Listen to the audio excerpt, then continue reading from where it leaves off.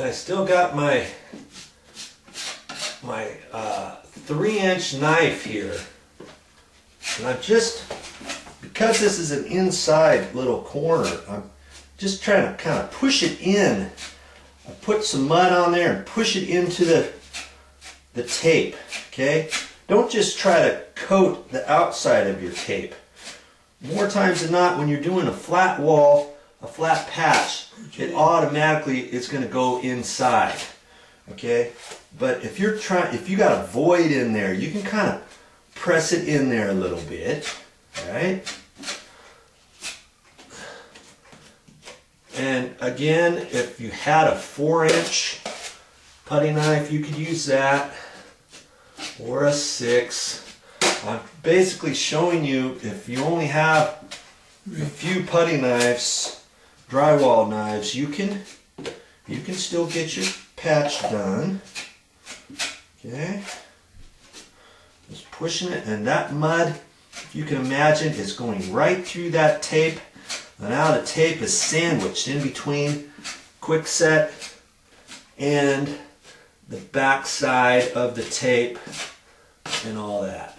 Okay, ooh, get that out of there. Ooh. Okay, so just keep putting it on.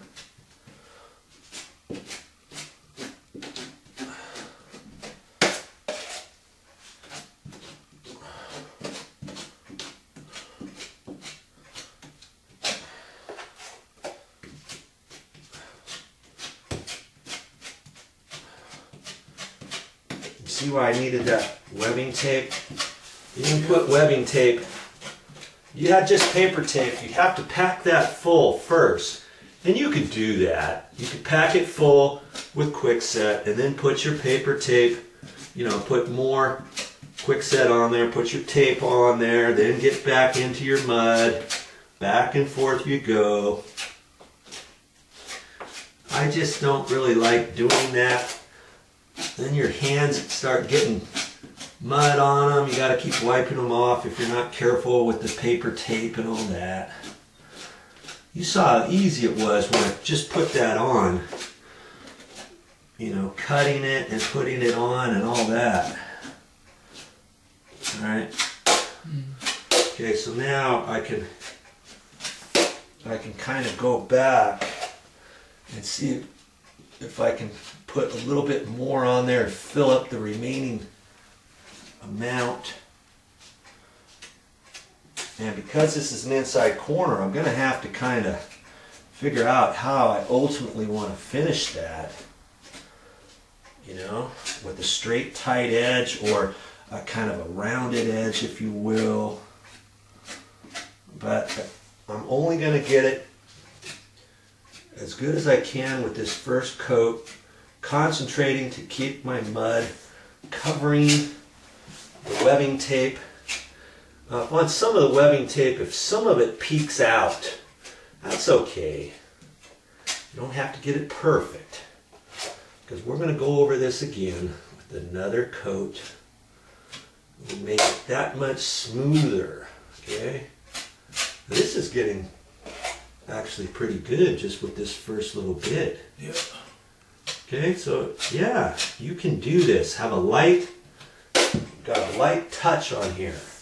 No heavy-handedness when it comes to putting this stuff on, and you'll get the hang of it. On small patches, good thing is you learn a lot on how to put it on, how to get it out of your pan, how to mix up the mud.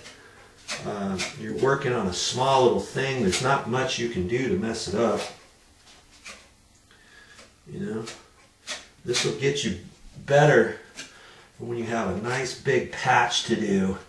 You'll feel comfortable in knowing that, hey, if I can do it, Joe, an average Joe can do it, you can do it too. Can you go down vertical? What the? Can you go down vertical on that? I'm not going to on this time. I'm just getting it straight this way. Get it as flat as I can. If you got a few ridges, don't worry about it. We can take those off before we apply the next coat. There you go.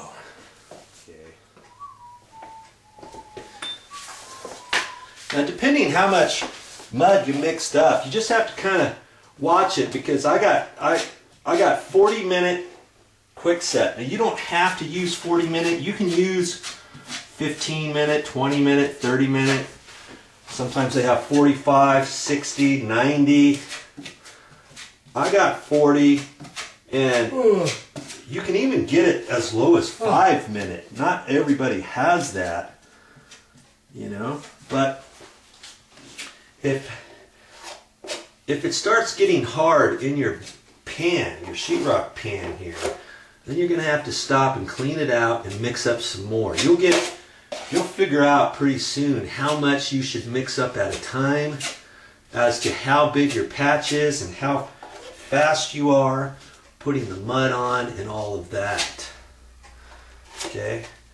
But if you have to throw away some, that's fine. That's normal. You're just not going to be able to mix up exactly how much you need every time, unless your patch is bigger than the mud that you're mixing up, okay? And that's fine. I end up having to throw lots of mud away. Okay? So just keep working it same way as I did the last inside corner. Yeah. Hey, well, that's all I got for today, but I'll be back with more videos.